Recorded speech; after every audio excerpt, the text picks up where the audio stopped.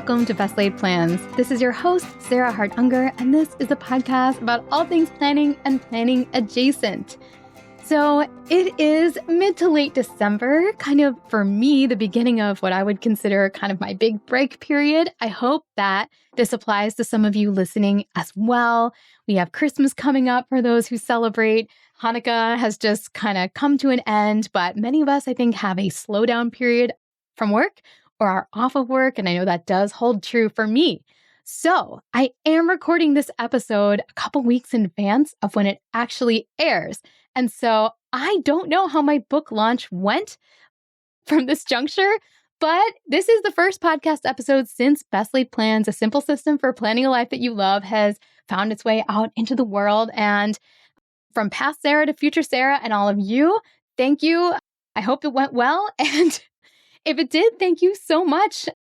Really, I don't really think there's any way it can't have gone well. The pre-orders have been fantastic. I already appreciate so much the support that I have gotten from so many of my listeners and readers over the years.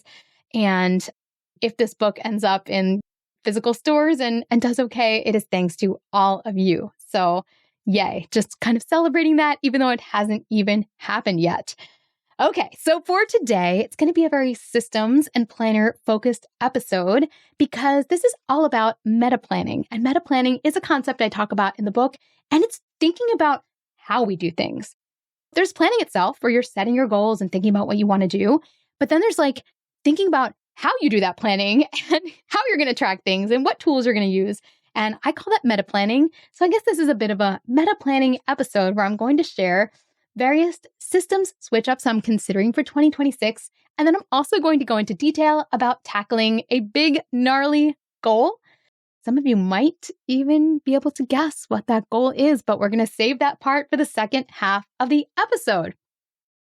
So, okay, is there anything magical about a year? Like, January 1st, I know it's a quote arbitrary date. Well, to me, it's not, mostly because I've decided on the rhythm of making sure I do a deep dive into what's working in my life and what do I want in my life approximately every 365 days. And I've decided that the best time to do that is during reflection season. So for me, January does certainly have significance, and I know it does collectively for many of us as well. And in addition to, again, setting goals like I just talked about, I think it's a wonderful time to do some meta planning and thinking about one's systems and what works and what doesn't. And so I did sit down to do this reflection in mid-December. Sorry. Yeah, I already admitted this episode airs in late December, but I sat down in December and thought through various elements of my planning, my tracking, and just how I kind of keep things organized, and came up with a few ideas of things I would like to try in the coming year. Okay, the first one is something I'm actually already doing, but I only started doing it in November, and I want to be able to continue build on the momentum that I've created so far. Like, I don't feel like I'm autopilot with this yet, but what it is that I would like to continue to make date nights part of my regular monthly planning. I shared on the podcast that it was very interesting that as soon as I didn't need a babysitter, I stopped having regular date nights with my husband. And that was not because we no longer enjoyed the time together. It was because I realized it was the act of planning the babysitter that was doing the job of forcing us to figure out, okay, which night works, and then setting the time aside and blocking it. And now that that doesn't have to happen anymore, we have to actually be motivated to set this up on our own. And so I've started to do it with my monthly planning, and I did it in November. I did do it in December, although I had to, it's funny, my husband, sidetrack here, or tangent, he doesn't consider anything a date if there's more than just us involved. So like a double date to him is not a date. Going to a party together is also not a date. If it's a ball, it's not a date. And that's probably in part because he might not be quite as much of a social creature as I am. So for him, this is like emotional labor, even though for me, it might be fun. So I'm not saying he doesn't go to those events with me, but he just wouldn't call it a date. And so for December, one of our dates is a true date. We're going to a Miami Heat game, super fun, just the two of us. Can't wait. But I had to just tell him that our second date is his surgical group holiday party because December is very chock full, and that was what made the most sense. So I guess I haven't been doing a perfect job with this since he doesn't even consider our second scheduled date in December a date, but December is a special month filled with many events and family things and festivities. So I think we can be okay with one.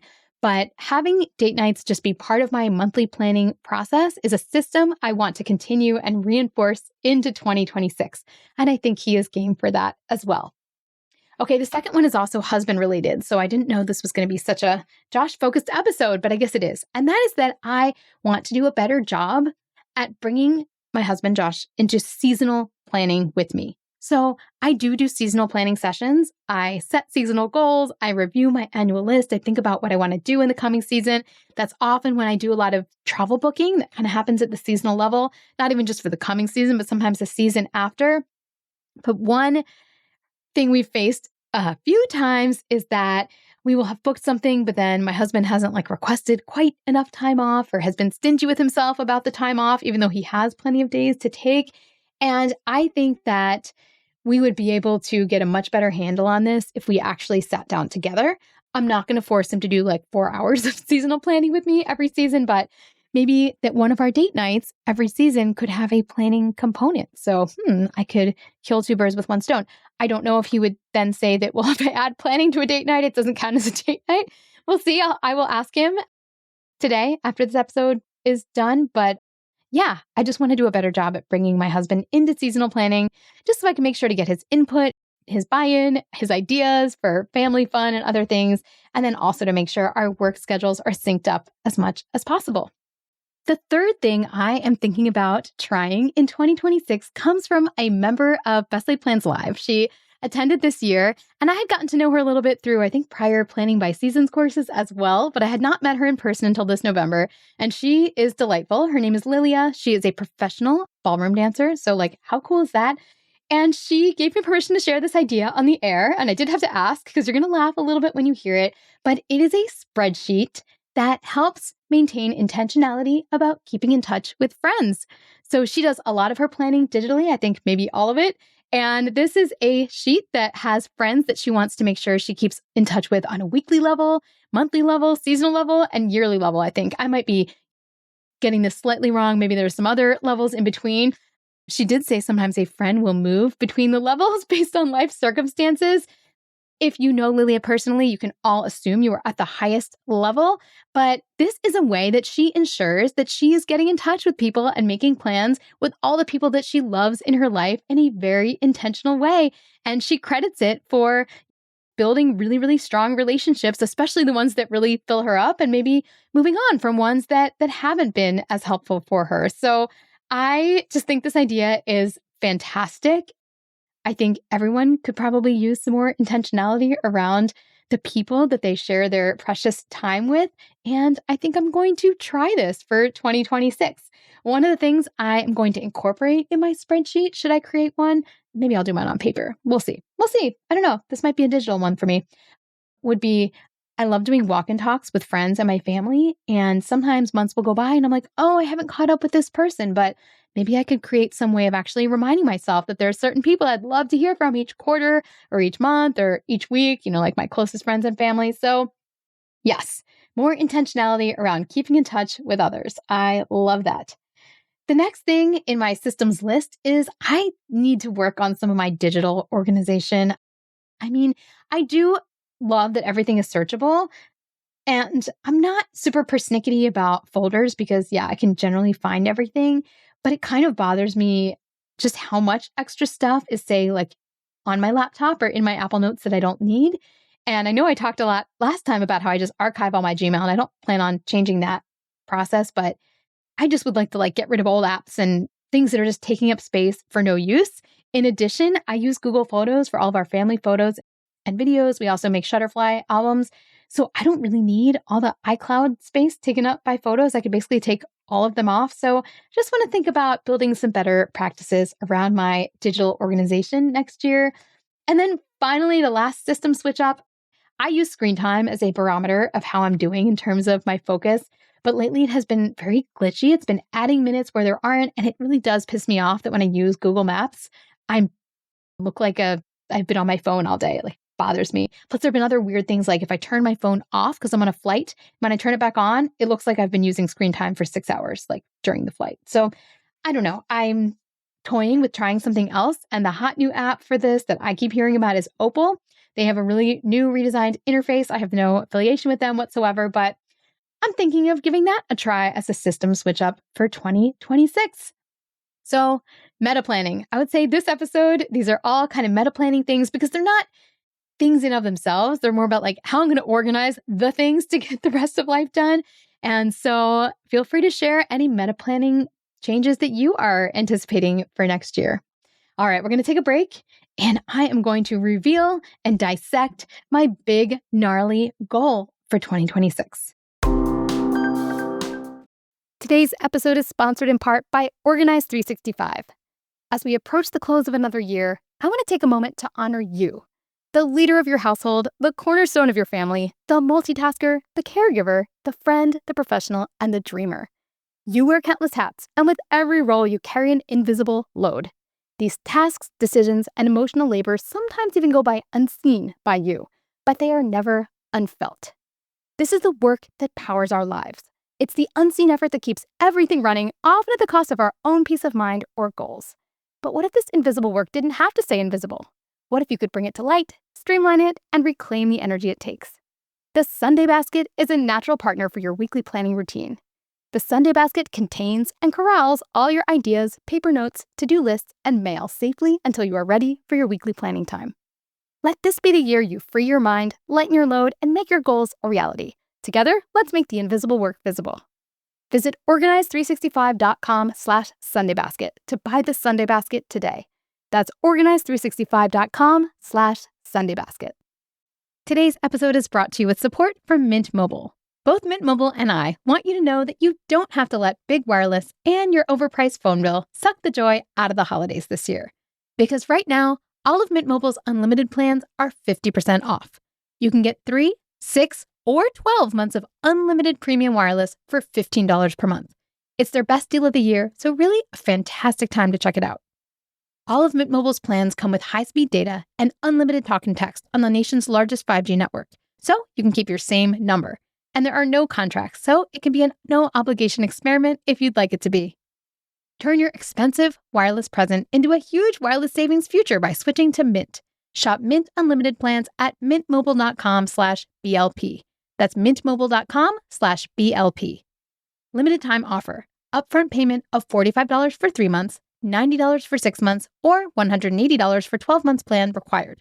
$15 per month equivalent. Taxes and fees extra. Initial plan term only. More than 35 gigabytes may slow when network is busy. Capable device required. Availability, speed, and coverage varies. See mintmobile.com. When the holidays start to feel a bit repetitive, reach for a Sprite Winter Spiced Cranberry and put your twist on tradition. A bold cranberry and winter spice flavor fusion, Sprite Winter Spiced Cranberry is a refreshing way to shake things up this sipping season. And only for a limited time. Sprite, obey your thirst. All right, I am back, and this is not the goals episode. That is coming likely next week, but I am going to take a deep dive into one of the big gnarly goals in my life that I have been putting on my list many years and not making progress. So a little bit of background. I am one of those people who thinks it's absolutely okay to put things on your list and not do them. I also think it's okay to put a goal on your list year after year, and one of the years it's going to work. This isn't to say like that it shouldn't be taken seriously, but there are certain things in your life that you're going to have to try lots of different tactics. And I don't expect that everything you come up with at the beginning of the year is going to be done within the course of a year. In fact, if you meet all of your yearly goals, you probably weren't setting big enough goals. That's a hot take right there. Okay, so anyway, big prior gnarly goals I've had in my life that took multiple years to come to fruition have included, drumroll, flossing. I put that on my list so many times. And then when I was about 37, actually, I think it was right around when I had Genevieve, I just could do it. And it's never been on my list again because I just do it. So that's one example. But it was a good example to me, right? Because it helped me realize that perhaps just because I had tried to do something multiple times, it didn't mean I couldn't ever do it. It just meant that the time had to be right. So flossing was one. Strength training. even before I could not run anymore, I used to do no strength training and then really gradually got much better about it. In 2020, I really leaned into strength training. I completed a number of these great strength programs and was in really good shape from a kind of muscle mass standpoint. Well, for me, not that massive, but you get what I'm saying. So strength training was something that I'd say took me many years to come to terms with and to be successful with. And then I even fell off the wagon and had to put it back on. But my running changes have led to me being great about strength training now. So that's a success story. Estate planning, that was on my list for so many years before it actually happened. And this was successful in 2024, probably in part because of the questions that I asked myself that we're going to go through in a minute. I just kind of realized there were certain things that were just bothering me about year after year coming up with them. And once I figured out what was holding me back, I was able to make progress on several of them. And one of those things was estate planning. So very excited to have gotten that done. Qualifying for the Boston Marathon was something I wanted to do for so many years and finally did it in 2024. And then writing a book. As you know, my book is out in the world as I'm speaking right now. So that is a very tangible example of a goal that was on my list many times before it actually happened. So which goal am I talking about as of now?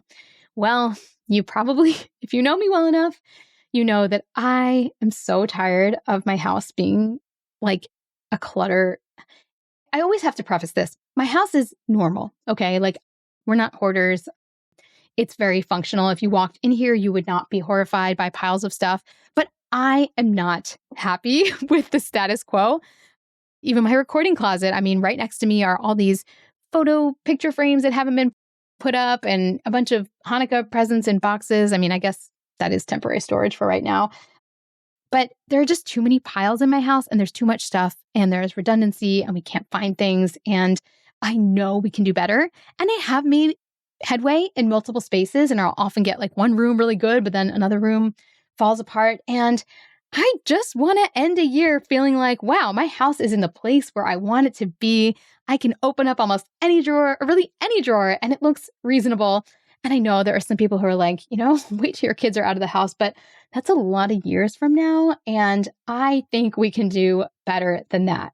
I do recognize that I may have to adjust my expectations as to what done looks like, but fine, then I'll do that. But I want to get to my version of done, and I would love to do that in 2026. So on this episode, right here and now, I'm going to take myself through the questions that I suggested one ask themselves when they have a big goal that they are struggling with. And these questions come from episode 197, which I will link to in the show notes. It was called something like How to Tackle Really Big Goals That You Keep Failing At. That was not the actual name, but anyway, this was the episode where I talked about ways to address goals that keep coming back again and again. Okay. So number one, you ask yourself, do you really want to do it? Yes, I really do want to do it. I'm not decluttering because I don't want to declutter. I want to live in a home where we don't have excessive things, where drawers are not going to be jumbles and closets are not going to have things fall out of them. I really do want to do it. Okay, that's question one. Question two, do you have time for said project? And if so, specifically, where? I think in 2025, that was a struggle. Now, why would things be any different in 2026? One might ask. It's a good question. I do feel like I am past the madness of editing and writing and recording a book. So it could be a more spacious year for me work-wise. I am also running a lot less, so I don't get up as early. And I feel like I have had a bit more time for things like hobbies and home maintenance than I did in the past. So it's really just a matter of what I've chosen to fill that time up with. And I think I do have enough time for this project, though not in any sort of like blitz, get it done in full days kind of a way, because obviously I work multiple jobs and have kids, and that's not realistic. But do I have 15 to 20 minutes, I'd say, on every weekday pretty much where I could spend it on working on the house? Yes. And do I generally have a longish stretch on the weekends that I could spend working on the house? Yes. I used to fit in literally 20-mile long runs. That takes a long time, not to mention the recovery. So if I had time to do that, I could spend a small fraction of that time clearing out things in our house. So I think I do have time. I think the answer is the running that I'm not doing. So yeah, I think I have time. Okay, next. Is there a way of bringing in deadlines, even if they are not naturally there? So I had a couple of ideas for this. One is I've mentioned it on the podcast before, but Tyler Moore from Tidy Dad has a great idea of a monthly decluttering calendar. So I could have like a theme for each month, and that would kind of add 12 monthly deadlines. In fact, I could do my cleaning planning with my monthly planning with the date nights and the work stuff. That would kind of fit in pretty well. So that might work. Laura and I were also brainstorming this, and she thought maybe it could be like a 26 for 26 decluttering list, but that doesn't inherently have a deadline. So maybe monthly areas would make sense. Now, I am currently rereading Marie Kondo's Life-Changing Magic of Tidying Up. No, I'm not going to follow her program to the letter, but she does suggest decluttering in categories. So maybe some of these months would be categories rather than just rooms. It could be a combination, perhaps. But yeah, that might be a way of bringing in some deadlines. However, I think for my own personality, I'd also require some outside accountability. That's been a really helpful ingredient for me. I am an upholder, which means I'm good at responding to inner expectations, but outer expectations can be really powerful for me as well. I wouldn't say I'm an obliger, but I don't know. Sometimes when a goal is particularly gnarly, I like having both inner and outer. So I think having some accountability for the deadlines might be helpful. Okay. Is there a natural way to break it up into less scary pieces? Is the next question. Well, yes. I kind of like the idea of going through an area or category each month or having 26 specific elements of decluttering that I want to achieve. It also helps with the kind of, is it done question? Like if I've done these 26 areas, then I'm done. I can feel like I accomplished the goal. So that would be a way to naturally break it up. Can I make it less scary from an emotional standpoint? Do I have fear around decluttering? Not really. Well, okay. I have a little bit of fear around my family members not wanting to move forward with this as much as I do. My husband's actually, in theory, on board, but he does attach himself to objects, I think, more than I do. Less so with time. And I know I have to be respectful of that. Like if something, quote, sparks joy with him, then, he gets to keep it. But I think that with good lines of communication and realistic expectations, this does not have to be so scary. So I don't think too scary, but that's the sticking points that I see, like the things that make me anxious about decluttering are around other people's stuff and will they help me with this goal? Can I get help with this goal? Well, funnily enough, one of the attendees of Best Laid Plans Live is actually a KonMari consultant. And I emailed her immediately during the conference and was like, can I hire you? And she said, actually, I don't really do virtual work, but here's the name of someone who does. And so I have a great recommendation, and I think I'm going to reach out to her to see if she might be interested in working with us next year. I could even see like a scheduled hourly check-in every month to review our progress and go through our next steps might do wonders. As I said, I really think I need that piece of accountability. And I guess the only other question is like, do I want to bring in any kind of professional organizer? I still don't think it's necessary, although when you have a goal that's been on your list year in, year out, sometimes throwing a lot of resources and getting experts to help would be the next step. But I think the intermediate step between having somebody organize for me would be hiring some form of professional accountability. So I think that's the form of help that I'd like. And mark my words, if that doesn't work, I think in 2027, I'm hiring this organizing team to come and help me do it because it will just have to come to that. All right. Well, I hope this has been instructive because you probably have a gnarly goal on your list as well, or a goal that really has eluded you in prior years, but you're hoping that maybe this year can be a year that you make headway. And I'm going to repeat that list of questions one more time. I feel like I made progress myself during the recording of this episode. So maybe this will help some of you as well. And those questions are, do you really want to do it? Do you have time for that project? And specifically, when? How much time would you need to work on it to make something happen? And if it's more than you have, does it belong in someday maybe? I guess I decided the answer for me was no. Is there a way of bringing in deadlines to your project, even if they're not naturally there? Are there ways naturally to break up your project into less scary pieces? Can you make the project less daunting from an emotional standpoint? Can you get help with your project, maybe even just a little bit of help? And can you find accountability? So I answered all those questions for myself, and you can go ahead and answer them for your own daunting goals. If you have made progress on a big goal, maybe last year, or if you have a goal that you're really excited about next year, share it with me. I love learning about other people's goal journeys. It's always instructive.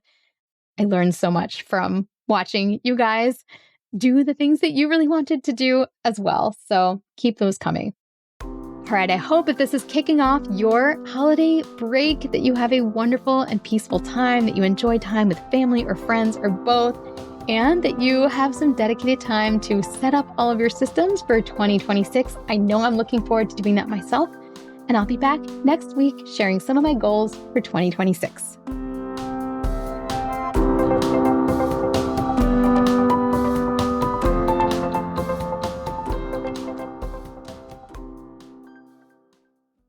This podcast is part of the Sound Advice FM network. Sound Advice FM, women's voices amplified.